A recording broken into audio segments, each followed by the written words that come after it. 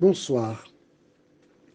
C'est avec bonheur que je te retrouve à cet instant, afin de, une fois de plus, approfondir la connaissance de la parole de Dieu. Prions.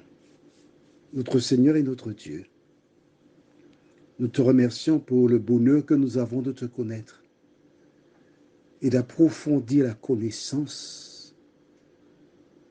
Merci pour ta parole. Merci de nous faire du bien, nous te prions. Que le Saint-Esprit nous accompagne. Au nom de Jésus. Amen. Ce soir, nous allons prendre le temps pour voir deux références. Je t'avais fait une promesse hier concernant le peuple de Dieu, qu'Israël n'était pas le premier, et nous verrons tout cela ce soir. Parce qu'il faut que tu comprennes. J'ose espérer que tu as ton cahier ou de quoi prendre des notes. Il ne faut pas te contenter d'écouter, il faut prendre des notes. Si tu ne prends pas de notes, comment pourras-tu retenir et comprendre? Nous allons d'abord dans le livre de Exode 3, verset 8. Je suis descendu pour le délivrer de la main des Égyptiens et pour le faire monter de ce pays dans un bon et vaste pays, dans un pays où coule le lait et le miel, dans les lieux qu'habitent les Cananéens, les Étiens, les Amoréens, les Phérésiens, les Éviens et les Jébusiens. Seigneur, il existe la guerre au Moyen-Orient et Israël est accusé à tort d'être le voleur du territoire. Abraham habitait dans le pays.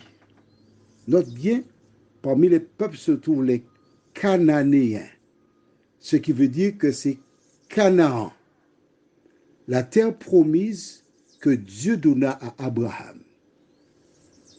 Il y monta, creusa des puits. À sa mort, Isaac fit de même, creusa d'autres puits. Ils étaient installés sur leur territoire. Ésaü et Jacob sont les deux fils connus d'Isaac. Leurs biens étant immenses, ils se sont séparés et c'est Jacob qui est resté dans le pays qui a été donné à leur grand-père Abraham. Note bien qu'ils se sont séparés. Pourquoi? Parce qu'à l'époque, il y avait beaucoup de terres libres qui n'appartenaient à personne. Donc Ésaü est parti s'installer ailleurs, tandis que Jacob a donc bénéficié de l'héritage, car c'est de la postérité que Jacob que devait naître le Messie, Jésus de Nazareth. Il y eut une famine énorme qui dura 7 années. Nous avons déjà vu cela en amont. C'est pourquoi lorsque tu as un cahier, tu prends des notes, tu peux retrouver facilement le fil conducteur.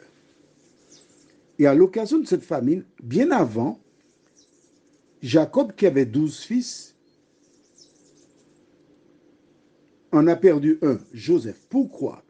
Ce dernier avait eu des songes de Dieu, et suite aux songes, les frères jaloux le vendirent aux Madianites qui arrivaient en Égypte, le vendirent à leur tour à Potiphar, un homme riche qui était dans ce pays d'Égypte.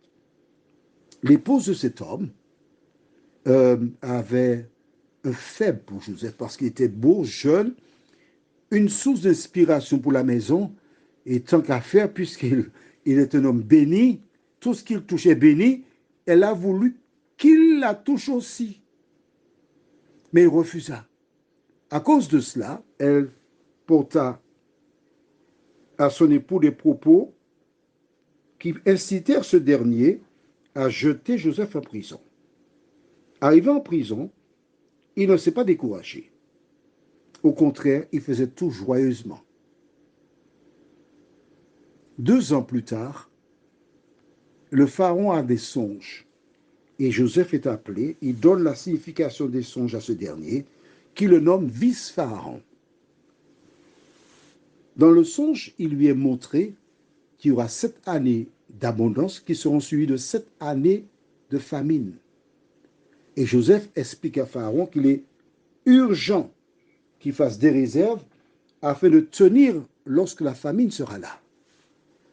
Et Pharaon, émerveillé par l'explication de Joseph, propose de suite qu'il soit celui qui se chargera de l'affaire. Et c'est ainsi qu'il va faire des réserves, construire des bâtiments. Et 2 ans après la famine, ses frères descendent en Égypte. Arrivant en Égypte, Joseph leur parle, explique. Ils découvrent que celui qu'ils avaient cru tuer était vivant et que Joseph régnait sur l'Égypte. Ils remontent, font part à leur père que Joseph est vivant. Joseph invite son père à descendre. Ils descendent, ils sont 70 en Égypte et ils restent là pendant 430 années. On le verra plus tard, les 430 ans. D'accord? Pendant qu'ils sont en Égypte, que se passe-t-il? Leur terre est vide. Les 7 années de famine terminées, la terre commence à produire. Et des individus qui errent ça et là, cherchant un beau pâturage, se sont installés là-bas. Alors note bien, ils sont restés 430 ans, d'accord? Ils sont partis 2 ans après le début de la famine. Donc il y a eu 5 autres années. Donc après les 7 années de famine, la terre a commencé à porter du fruit comme par le passé. Et des gens se sont installés sur le territoire. Qui sont ces personnes? Bien, ce sont celles que nous venons de voir. Où Dieu lui dit, le pays qu'habitent les Cananéens, les Étiens, les Amoréens, les Phérésiens, les Éviens et les Jébusiens. Ces personnes sont installées depuis des siècles, puisqu'ils sont restés 430 ans en Égypte. Pour eux, c'est à eux. Mais c'est la propriété des enfants d'Israël, d'Abraham. Et Dieu se propose de les ramener sur leur territoire. As-tu compris? Voilà ce qui s'est passé.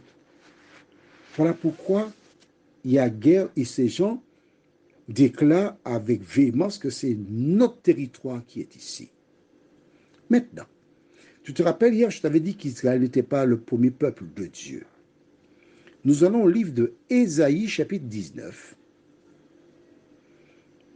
Et je lis à partir du verset 24. En ce même temps, Israël sera, lui, troisième, uni à l'Égypte et à la Syrie.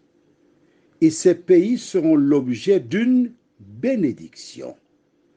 L'Éternel des armées les bénira en disant, béni soit l'Égypte, mon peuple, et la Syrie œuvre de mes mains, et Israël mon héritage. Est-ce que tu vois cela? L'Égypte, Dieu dit, est mon peuple. Voilà donc pourquoi que lorsqu'il y a eu la famine, ils sont descendus en Égypte. Lorsque le roi Hérode voulait tuer Jésus, les parents sont descendus en Égypte. Et Israël est le troisième. La démonstration que Dieu aime le monde entier. Il ne fait pas de favoritisme pour Israël. Nous n'avons pas beaucoup d'éléments sur l'Égypte ni la Syrie. Mais l'ordre que nous avons là a été donné à Dieu au prophète Ésaïe. Prions. Notre Seigneur, notre Dieu, certainement ces peuples ont connu des expériences extraordinaires. Nous ne les avons pas. Pourquoi? Parce que ce qui est important, c'était de parler de l'histoire du peuple d'Israël. d'où devait naître Jésus, le Sauveur du monde. Cette lecture du jour nous permet de comprendre que Dieu aime le monde dans sa totalité, qu'il n'y a pas de favoritisme. Seigneur, merci. Continue de nous aider à nous abreuver à ta parole, l'appliquer dans nos vies, nous t'en prions, au nom de Jésus et pour ta gloire éternelle. Amen. Je te souhaite une bonne nuit et que l'Éternel continue de nous guider dans le vrai pâturage.